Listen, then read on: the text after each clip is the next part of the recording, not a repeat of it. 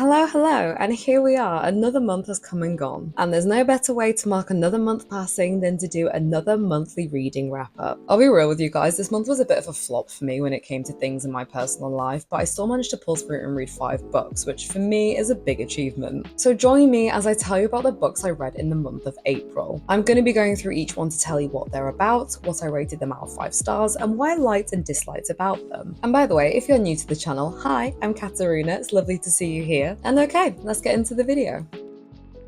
The very first book I read in the month of April was Days at the Morisaki Bookshop by Satoshi Yagisawa. This is a Japanese novel that follows a 25-year-old woman, and at the very start of the novel we find out that she's just broken up with her man because she found out that he was cheating on her. Or really, she found out that she was the side chick in this scenario, so yeah, very messy. And then she feels very lost in life and ends up quitting her job as well. She then decides to join her wacky and eccentric uncle working at a second-hand bookshop which he runs and owns. Here, not only does she discover her newfound reading for love and books, but also discovers herself and her new love for life, therefore opening up herself to become more vulnerable, forming new friendships, becoming part of the community, and I gave this book 3 stars. There is something about Japanese fiction which I'm just really obsessed with, and I actually think the majority of the translated books I read are actually Japanese. They tend to have this really peaceful, calm and introspective narrative that I just really vibe with, because they tend to focus as well on the small details and beauty for life, which I just absolutely love. And this book is honestly nothing short of that. This story has very simple prose that gets across very beautiful truths and valuable life lessons, and we also have some big character development from our protagonist where it's always nice to see growth. Plus, this novel is very much about the celebration of books and showcasing the transformative power of literature, which for many bookworms like myself, this can be an absolute joy to read about,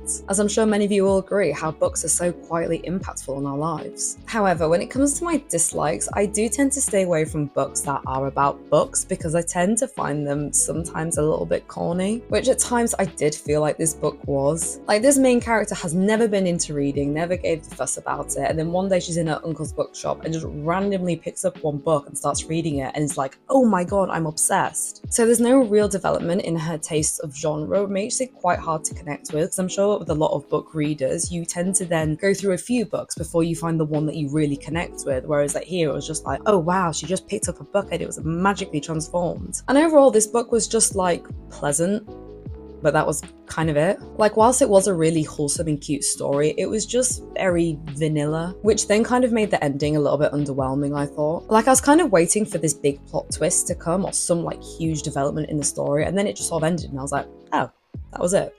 So yeah, it's fine, it's pleasant, but it's nothing that's gonna make you go, wow.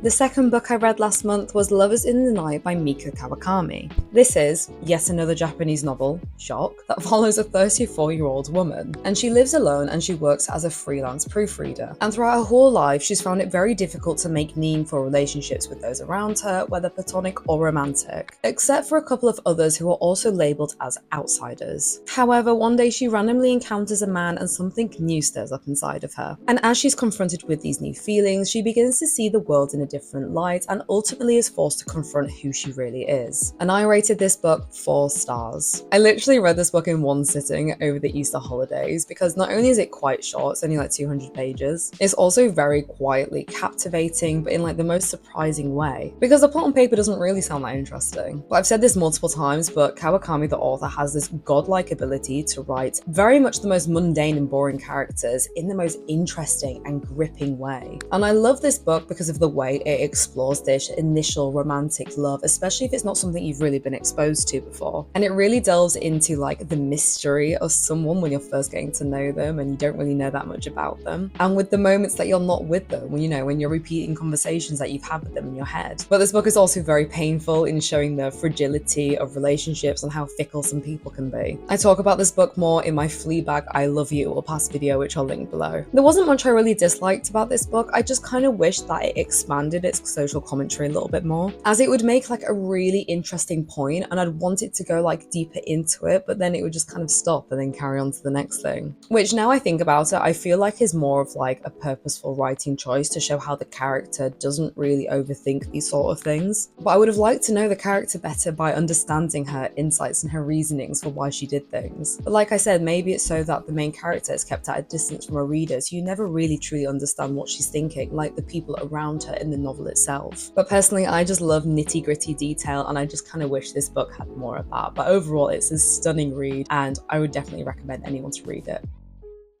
The next book I read last month was I Who Have Never Known Men by Jacqueline Harpman. This is a French dystopian novel. Yes, we took a break from Japanese novels for a bit. And it's narrated by a woman whose only life she's ever known is being locked in a bunker with 39 other women since she was a child. So she therefore has no other memories apart from being held captive. However, herself and these 39 women escape from the bunker, and they therefore have to navigate this unknown world. And I rated this book 4.5 stars. Oh my god, this book is so speculative and haunting, and the whole eeriness of it all is honestly still stuck in my head. Like, I haven't stopped thinking about this book since I've read it. It's a super unique and introspective story that essentially focuses on her lack of needs and experiences, which makes her very different from the other women she's locked with, because all these women had husbands and children and complete lives before they were locked up. And because she was locked as a child, she has no other memories. And it then leads her down a rabbit hole of, okay, so then what really makes me human? How can she connect and relate to these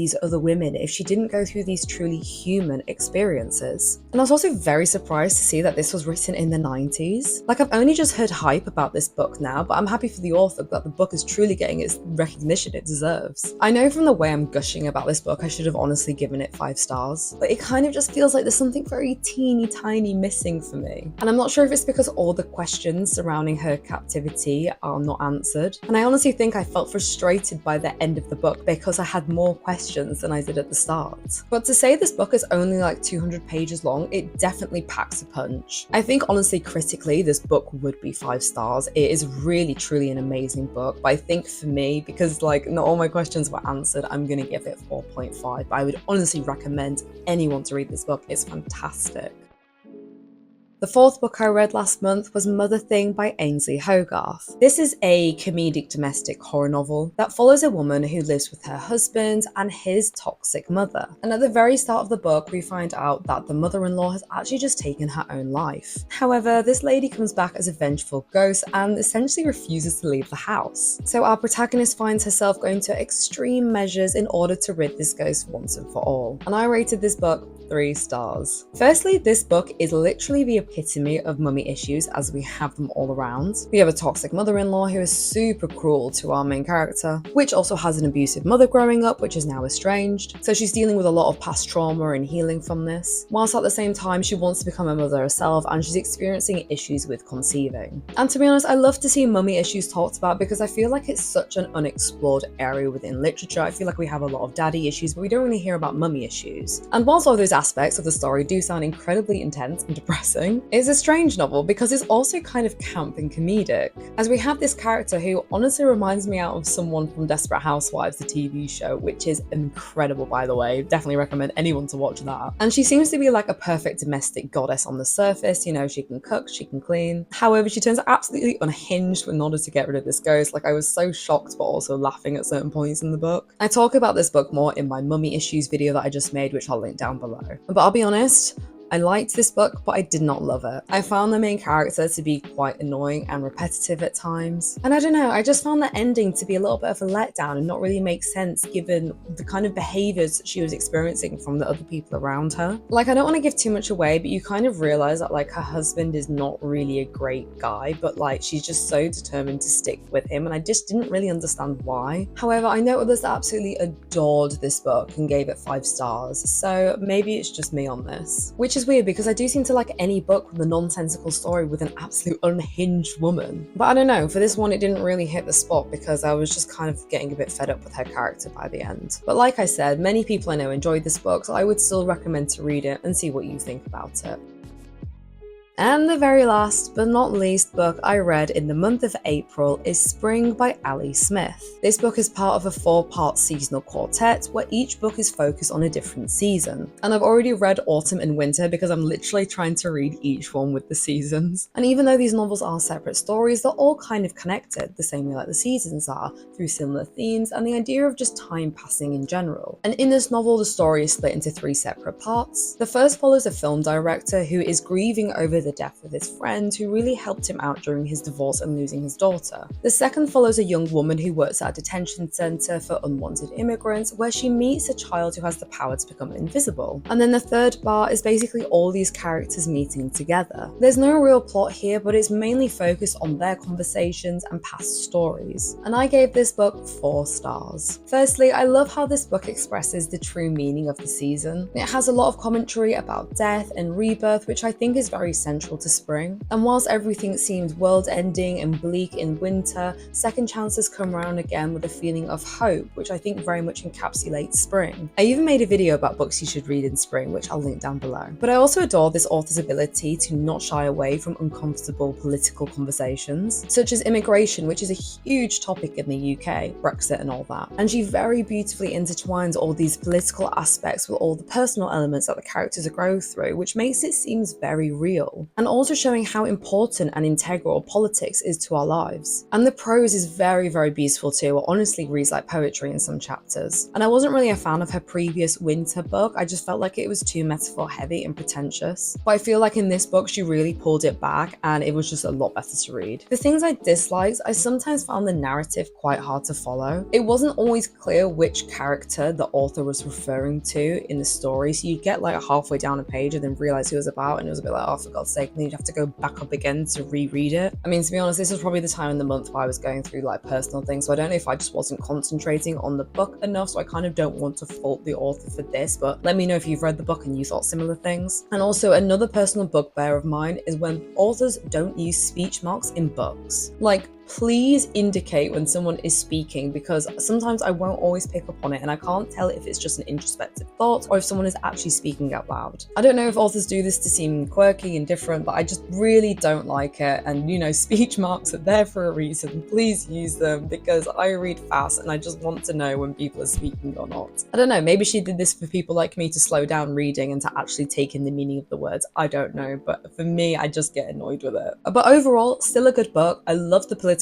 conversations that they had and how it very much intertwined with personal subjects. So yeah, loved it. And those are all the books I read in April. Have you read any of these books? If you did, what did you also think of them? Did you agree with me or do you have different opinions? Please let me know in the comments. And if you didn't read these books, what books did you read last month? I hope you enjoyed the video. If you did, please drop a like down below. It really helps my channel out. And if you're new here, please subscribe. I make new videos every Tuesday and it'd be nice to see you there. Plus, you'll also see when I read the last book of Ali Smith's quartet, Summer, which will be coming up very soon. Please feel free to also follow me on my Instagram. I post more personal stuff on there, but I also post about books as soon as I finish reading them, so you can see what they're about and also what I've rated them. I hope you've enjoyed this video. I know that you guys like my monthly reading wrap-ups, so they're always quite exciting for me to make. And yeah, I'll see you next time.